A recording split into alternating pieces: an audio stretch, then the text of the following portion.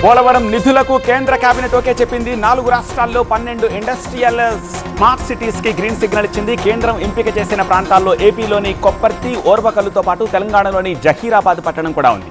Second headline, కొందరు మంత్రులు ఎమ్మెల్యేలపై చంద్రబాబు ఆగ్రహించారు. వారి చర్యల వల్ల సర్కార్కి చెడ్డ పేరొస్తుందన్నారు. ఇక టీడీపీలోకి ఎవరొచ్చినా సరే రాజీనామా చేసి రావాలని వ్యక్తిత్వం ఆధారంగానే చేర్చుకుంటామని సీఎం చెప్పారు. థర్డ్ హెడ్లైన్, హైడ్రా తన పని తాను చేసుకుపోతుంది అన్నారు సీఎం రేవంత్. ఎవరిని వదిలిపెట్టేది లేదని కాంగ్రెస్ నేతతోనే మొదలు పెట్టామని చెప్పారు. అఫిడవిట్లో లీజును ప్రస్తావించని కేటీఆర్ని డిస్క్వాలిఫై చేయాలన్నారు.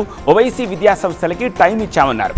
ఫోర్త్ హెడ్లైన్, వైసీపీకి షాకుల మీద షాకులు తగులుతున్నాయి. పార్టీకి ఎమ్మెల్సీ పదవికి పోతుల సునీత రాజీనామా చేశారు. రాజ్యసభ ఎంపీ మోపిదేవి రేపు గుడ్ బై చెప్పబోతున్నారు.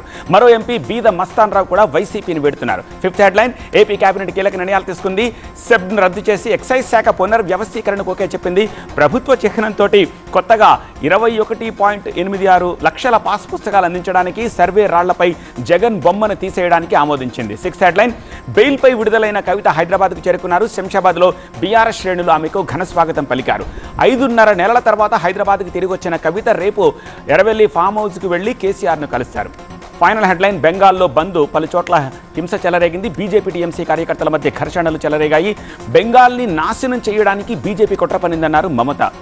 రేపిస్టులకు ఉరిశిక్ష పడేలా చట్టం తీసుకురావాలన్నారు.